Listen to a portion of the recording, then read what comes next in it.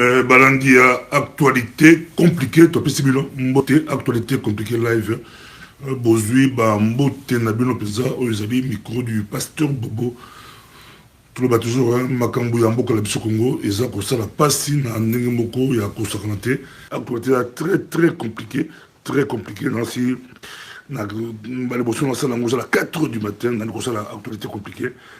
Mais binon l'Europe, les Adjatongo, tout ça pour la bilan, tout ça pour la bilan pour la bilan, avec décalage horaire obligé, tout comme qui, malamon, mais décalage horaire obligé. Bandi balamoko, basango ya mboka na biso Congo, tout le bas toujours, ma Congo, ça a tout passé, mais heureusement, tout passé, qu'il y a la canne à bango, heureusement, na côté na biso, tozali na Monsengolgan na Ekofolgan, Monsengolgan na Ekofolgan, ils biloko epesa makasi, ils ont pesa biso makasi penza po toloba po na mboka la biso Congo toloba toujours you can do something for DRC is your country, DRC is my country.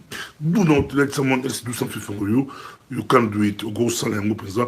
Okoki ko sala yango po ete Congo ezali mboka la yo makambo yango babi you give to the dog the dog say no but the cat say yes. Nyawa boy mukuwa mais nyawa ndimi mukuwa mais mboa boy mukuwa makambo Congo za très compliqué mais anoyo balobi système ya lombe kabila mata kita akokende pote Congo ezali nde mboka na biso Congo ezali mboka na biso Congo ezali penza mboka ezali mboka na biso tolobanini Eliezer Tamboy transféré na makala na tongo lelo ba transféré Eliezer Tamboy na makala moi plutôt le lettre to la moki 4h du matin 4h20 pour toute cette information Eliezer Tamboy na kata makala babi ba bakangi détention provisoire.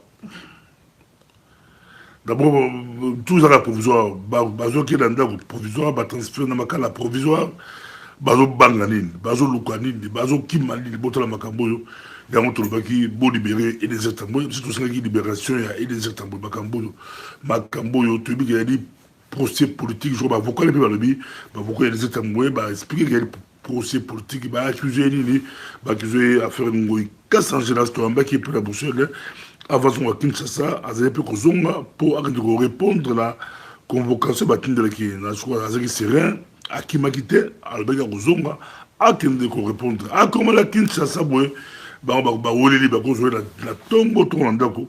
Je crois les deux le côté balamoko bakenai balabi ya ko sarnate affaire Eliezer Tamboy ezali ko sala pasi na nengemoko ya ko sakanate makambu ya mboka na biso Congo makambu ezali penza babi ko sala so babi pasi mais na ndenge moko ya kosakate makambo ya mboka na biso Congo makambo yo penza makambo yo Moïka Sanji affaire à diamant et des yambaki ba famille oyo ya mela diamant ayambaka bango et puis ça Moïka Sanji qui peut que c'est Moï Belinga ba révisité il y a le bible révisé qui est bi pour la bon ba diffamation ba atteindre honneur là ba sanga et les airs selon bango ba sanga et les Tamboy droit de réponse et les Tamboy boy que ça bango droit de réponse donc ba dossier de ba kolondeli angola et puis tentative de ya ko historique bango babi et les airs abi ça bongo mais avocat et les airs balabi non sur les alokutwa ce qui est sur pourquoi bozuka ngai ya bango bo traiter ya kosamba un homme libre les Tamboza mutu ayebana la Kinshasa pesa pourquoi bo traiter un homme libre parce que ya kimité akimakité à hauteur de poto à zongi pe na Kinshasa akimakité bo mun makamboyo o binga procès politique sur le boko ya politique za sima baluka ba petite bête donc à trop soutien les Tamboza au kola bakangi très tôt le matin avocat ba quitter avocat surtout kaboy qu'il y a la bango mutu la bango azad je la kata makado et les Tamboy la tongo ya lelo azad na kati ya makala makamboyo eza très compliqué na mboka la Congo ane oyo ane moko ya makambo Kabila aboy kokende Kabila apiclé yango azadi koluka makambo Kabila komi eluka makambo doko bakangi il les Tamboy to lancer sur mbela to beti mbela na ba congolais partout bozali na mokili komi tango bobunda tout libéré, et les Tamboué. Match très compliqué entre Moïse Katumbi et Félix Tshisekedi dans Tolobaki Yango déjà. Match on est très très compliqué dans le santé parce que Moïse Katumbi a Béné, Félix n'a pas santé. Bah média tout à Mokili, basé pour présenter Félix, mais Moïse Katumbi comme étant les grands favoris, le président, les leaders, basé pour présenter président Molongi Nandenge Moko Yakosakalate, mais match en Babila match est très compliqué depuis Félix a série 80, 98,36%. Bah média peu ya ndele barami ko boka pe miso barami mo ke moto peu a rocha mutu. On a aussi Félix avec la RFI, a célébré mon interview dans la RFI. Bah tous les matchs là bango là Moïse Katumbi il y a bien un match amical, mais un match amical était Félix Tshisekedi, depuis 2 ans, Moïse Katumbi et vous-même vous affichez ensemble, mais aujourd'hui, vous êtes tous deux candidats à la même élection. C'est la rupture ? Non, absolument pas. C'était prévisible. Nous sommes 2 leaders. C'est tout à fait normal. À mon avis, pourvu que le processus électoral soit crédible, il n'y a aucune chance qu'un candidat qui représente Joseph Kabila puisse faire un score qui pourrait gêner cet éparpillement de voix au sein de l'opposition. Alors la présidentielle au Congo, ce n'est qu'un seul tour. Est-ce que vous n'allez pas disperser vos voix face aux candidats de la majorité ? Je vous ai dit qu'il n'a aucune chance. Donc je pense que la bataille se passera plutôt entre les leaders de l'opposition. Ce sera un match Tshisekedi-Katumbi ? Bon, match amical alors dans ce cas, on va dire. C'est Félix la communication. Pour moi, Félix, c'est un peu la communication. Félix, mais je crois de plus en plus, alors que ce discours la communication, bien un match amical. Match amical. Boluka, fanatique à Félix, pour ça, Félix, Azala, candidat président. Peut-être qu'il est lié à comprendre, peut-être qu'il est là à maîtriser, il y a un amical. C'est pas match amical. Koluka Mbende, Koluka Mpifo, Koluka Bokonzi, à toute la partie socialiste en France, n'a pas bétana la première, bétana les arabes amical. Match on les arabes amical. Match on les arabes, à toute la fillon, ne va aller dans nos bocaux. À toute la gauche, à toute la macro abima, à Rafla, Bangonson. À Botola, Bangonson, là, donc, Benoît, ah non, bon, donc il n'y a pas. Donc, Félix, allons le discours, voilà. Après ce discours, allons le discours, un match amical, pour nous poser des questions aux journalistes, ça a éduqué, et vous avez un match compliqué, match très compliqué, parce que Moïse, d'un côté finance, la finance, dans bongo, dans l'équipe, dans la bateau, dans la machine électorale, il y a ma casse. Il y a un Kabila Ébé, il y a un Kabila Zobetaï, Kabila Zagobetaï. Félix Aïbaki, il faut faire ça, c'est préparer. Au cas où Kabila a neutralisé Katumbi, prochaine cible de Kabila, c'est Ousmane Félix. Donc, match amical des Alentés. Donc, Abetaban n'est bien, mais en tout cas, match on a bien, vous allez compliqué. Dans Nengemoga Oussanté, Félix Tilelo, Azaro Minimisango, Azaro match amical. Mais entourage naïe, Bazako croire comme faire que, il y a un candidat président. Et qui a gagné. Apparemment, il y a un Félix qui président, qui est candidat président.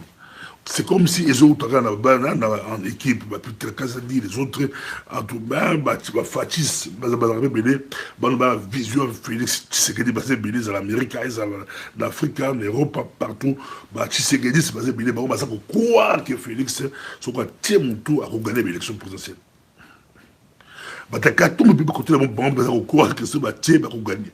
Mais Félix on dirait net nasil Tolandi chance Tolandi la RFI bon que Félix c'est derrière il y a lobby match amical batourné match compliqué il y a bien un match amical on a un match amical donc pour la candidat président il y a opposition il y a bien un match amical il peut expliquer que quand déjà Moïse a ensemble là, il faut dire Massoud, il faut dire que tout le peut pas contrer Moïse, on peut contrer le bango, alors il y a un rapprochement MLC na UNC mais du Cambodge vital caméra, du Cambodge vital caméra.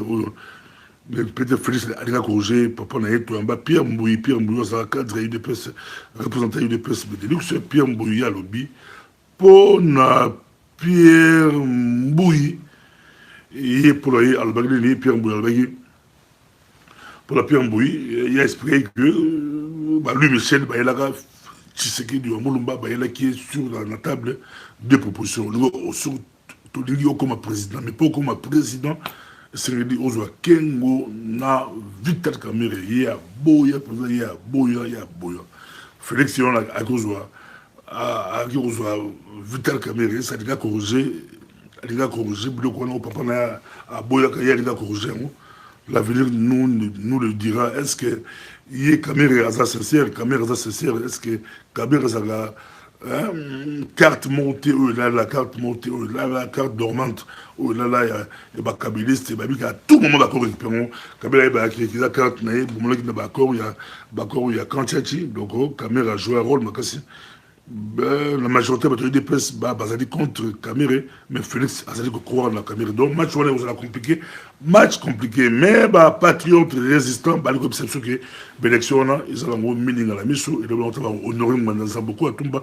Élection, les amis sur la meaning à la mise, occupant, organiser l'élection, Makamboyo, notre classe politique, tout ce qu'on parle dans bango peut tout bala d'autres même Félix il peut la d'autres élections mais balu quoi stratégie mususu balu quoi elo mususu ba reçoit jamais d'élection pouvoir la élection na pays occupé occupant basé la police basé l'armée basé la tout basé la commission électorale bango peut beaucoup basé la stratégie na bango basé la stratégie na bango je vois Félix expliquer ils ont proposé à Kabila qui abangala été ce bon basé pouvoir garantir sécurité mais là Félix a bossé ce n'est pas Kabila, c'est l'occupation. Donc, Kabila individu, c'est pas, pour ma Congo, c'est pas Kabila individu. Occupant, on a Rwanda, l'armée, l'administration, partout, on tient Bango Api. Bagoti Kayo, au pouvoir. Bagoti Kayo, au pouvoir, même pour mes enfants. Donc, dans cette interview, on va mettre Ndala, oh, c'est là, numéro 2, la Paraco. Intervenu à Kitoko, à l'époque, je vais expliquer déjà que dans toutes les questions, on va mettre Ndala expliquer. N'importe quel Congolais, tu gagnes les élections, ou gagner les élections, on a pu occuper le barbeau tout long. Et sur le côté, dans la salle, on va mettre Ndala, je vois, on a mis coup de passer au bourgeois. Dans le titre, on a, donc, mettre Ndala au banc, donc n'importe qui, tu prends les pouvoirs barbeau tout long. Parce qu'il y a une occupation, il y a une élection. Donc, un jeu, mais notre classe politique a maîtrisé notre classe politique a dit qu'on comprend les montées, au Congo, et ça passe si, patriotes résistants, partout à travers le monde, parce que pour la libération en Congo, Congo et Zambo, Congo et Totila, Congo Zambo, Congo Zambo, et comme Tango, tout. Kabondo a répliqué, il peut apporter Tarsis Lossé qui est plainte pour la usurpation, il y a nationalité congolaise. Je crois Lossé qui apporte Kabondo plainte pour le Congrès, on a Congrès à une des personnes, comme va débouter Lossé qui une des personnes va répliquer, donc on va apporter Tarsis Lossé qui est plainte, bien que Lossé a expliqué, il va beaucoup expliquer que Lossé qui a sa zongisa nationalité congolaise, assez à zongisa mais va porter quand même plainte, va porter plainte de la nationalité congolaise, va battu belé, nationalité, mais on va expliquer clairement, sur la nationalité, expliquer clairement qu'il y a la nationalité, mais va retrouver la poste, va ministre, va président à Congo. Or, la nationalité congolaise est une et exclusive. Au gros, dans nos pays, mais tant qu'il faut changer, modifier le droit, moratoire et contacter le loi, dans le parlement, on va changer la loi, on va changer la loi, vous avez pénalisé.